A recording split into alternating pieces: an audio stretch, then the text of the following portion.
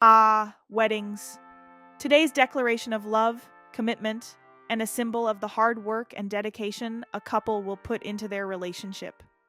Or, a reason for people to have a giant party that can sometimes span over several days, weeks, or even months if you include the bachelor and bachelorette parties, wedding shower, rehearsal dinner, and the reception.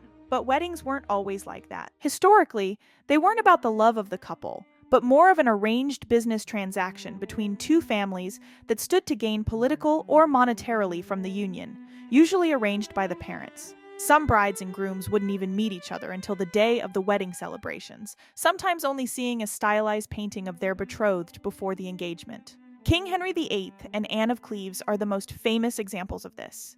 He actually found her so repulsive that he divorced her just 6 months later. Talk about medieval catfishing. The painter Holbein must have put some serious filters on when he painted her portrait to give to the king.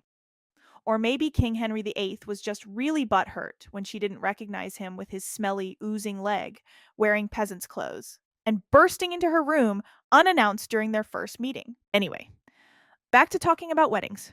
Historically, weddings were often more about politics and alliances rather than love, especially among the nobility and higher social classes. Brides were expected to dress in a manner that showcased their family's wealth and social status. The idea of a bride wearing white didn't even come into play until Queen Victoria's wedding to Prince Albert in 1840. Up until then, brides wore their best dress for the occasion in a variety of colors. The only reason Queen Victoria's wedding dress was even white to begin with was that the designer thought it was the best way to show off the opulent lace of the gown. The actual idea of a white dress was a symbol of wealth and status by itself, due to its impracticality, especially when it came to keeping it clean and maintaining a bright white color. Like, seriously. Have you ever tried to get a stain out of a white anything? Even today, with all the stain removal chemicals we have at our disposal, heck, bleach wasn't even commercially used until 1913. Although it was around during the Victorian era, I doubt that Queen Victoria was ordering her servants to use that newfangled French invention of bleach to keep her wedding dress its original sparkly white. Nope, that dress was for one use, and one use only. Its purpose is to show the wealth and purity of the monarch on her wedding day. And that was it! The idea of the wedding dress became such a trendy thing in society after Queen Victoria's wedding that being able to afford such an impractically made and colored garment that only could be worn for one day became the standard in Western culture.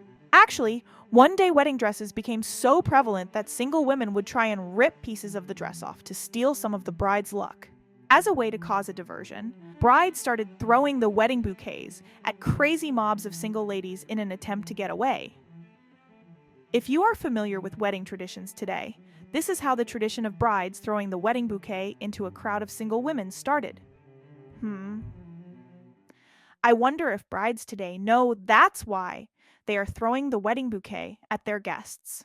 Oh well, if I had hyper-crazed single women mobbing around me, I guess I would throw anything at them to get away too. Best not to say anything. It makes the moment more romantic, rather than downright terrifying.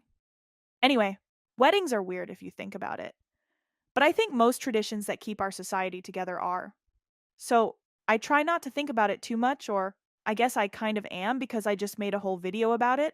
I don't know, but if you like the video and want to know more interesting but ultimately useless facts to have somewhat interesting small talk next time you are stuck in an elevator or something, or you just like info dumping on people like I do, you probably want to click the video somewhere over there or something.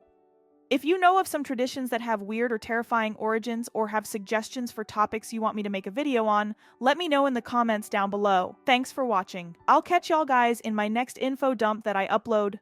Bye bye for now.